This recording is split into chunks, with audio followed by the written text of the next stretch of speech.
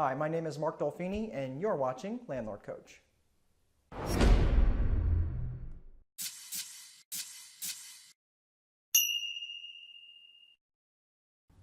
Welcome back. I'm Mark Dolfini, founder and lead trainer for Landlord Coach. In the last video, we covered the vision portion of the VIP paradigm. In this video, we're headed into infrastructure. In the next 5 or so minutes, we're going to talk more in depth about establishing a solid infrastructure for your business. Infrastructure that is in alignment with your vision for the future of your business and for your life. When I talk about infrastructure, it might be easier for you to think about it in terms of what a business possesses. Things like computer hardware and software, phone systems, and desks and chairs. Even less tangible things such as websites are all examples of infrastructure. The problem with infrastructure is that it's often hard to notice that there's an issue until it's either broken or non-existent. I'll give you an example. Think of a time when you've been at a fast food restaurant where it's moderately busy and there are 2 or 3 registers open. But no one's in line and it's not really clear who's been helped and who hasn't.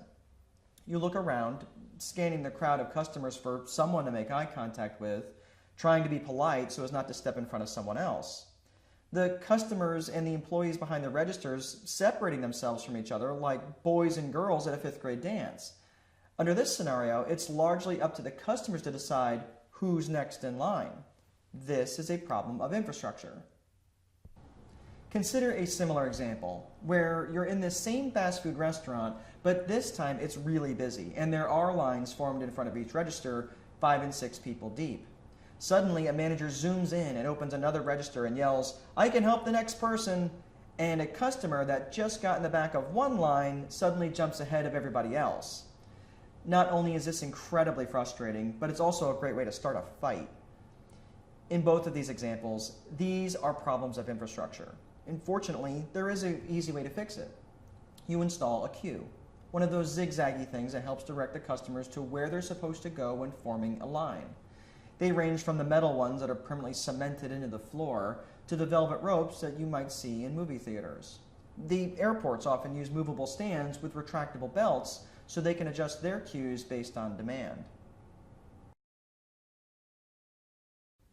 Hands down, far and away, one of the first things I think every landlord or property manager needs to consider is solid property management software. I don't care how complex you've made your spreadsheets in Excel, they simply can't take the place of good property management software. For the sake of time, I can't get too far in the weeds on this, but my recommendation for a sound software package is one that is highly customizable. I like Property Boss, but I feel Propertyware is also a good choice. If you're a property manager, I don't suggest going the cheap route with one of those systems where you pay $1 a door. Most of them have some neat features, but they're just not customizable like you need them to be. If you're a private landlord, on the other hand, you can look at software provided by the National Tenant Network. It's free if you use their tenant screening service. As you scale up, however, you'll need to look at one of the other options such as Property Boss or Propertyware. The next piece of infrastructure is to give a hard look at your phone system. This is the audible face of your business and is often the one most frequently used by your customers, so don't take this lightly. If your phone system resembles something like this, then you no longer have the right to complain when they call at 2 o'clock in the morning. I recommend getting a voice over IP phone with a dedicated phone number. Again, in the essence of time, I won't be able to list the manifold reasons as to why this is a good idea, but I'll hit the highlights. First, it gives you an immediate break from your cell phone. That alone should be enough. But second, this is the voice of your business and is often the first interaction someone will have with your company. You want it to sound professional, something like this. Thank you for calling AAA Rentals. Press 1 for maintenance, press 2 for leasing. You can check us out on the web at AAARentals.com. Please have a great day. Consider that message versus, "Hi, this is Lexi. I can't come to the phone right now because I broke a nail, but I had Siri call 911 right before I passed out. So now I'm at the hospital. Anywho, you're probably calling about the rental house next door. You should leave me a message. I will call you back right away. And then I'll literally friend you on Facebook, follow you on Twitter, hit you up on Messenger, then send you a pic of my broken nail on Snapchat, but you better snap me back, LOL. Then we can be BFFs forever. Only it'll be better because you'll have to give me at least 30 days notice before moving. Oh my God, I can't wait. It's gonna be awesome. Keep your personal stuff private. Trust me, there's certain things that people don't need to know about you. And set yourself up with a business line where you can direct callers to an answering service for after-hours calls or to a virtual assistant that you can pay on demand to screen your calls for you. One final thought. Having a dedicated voice over IP phone to handle calls forces you to start thinking of your business as a business.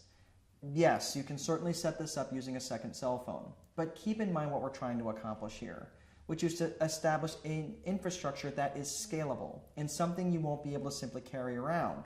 Try putting one of these bad boys in your pocket. There's a lot more I can cover on infrastructure, but for the sake of time, I'll have to leave it there. You can get more infrastructure suggestions in my book, The Time Wealthy Investor, which is also available on audio on Amazon or iTunes. In the next and final video of this series, we cover process. This is the behavioral model which helps get our customers to the desired level of behavior that we want. Specifically, this is the process expectations behavior model, the train, if you will, that will run on the infrastructure tracks that you've built. It's going to be a little longer than 5 minutes, but I do think that you'll find it worthwhile. Remember, the point of all of this is to help bring into full view the value of your free time. Because if you don't value your free time, someone else will. Until next time, keep your foot on the gas. I'll see you real soon.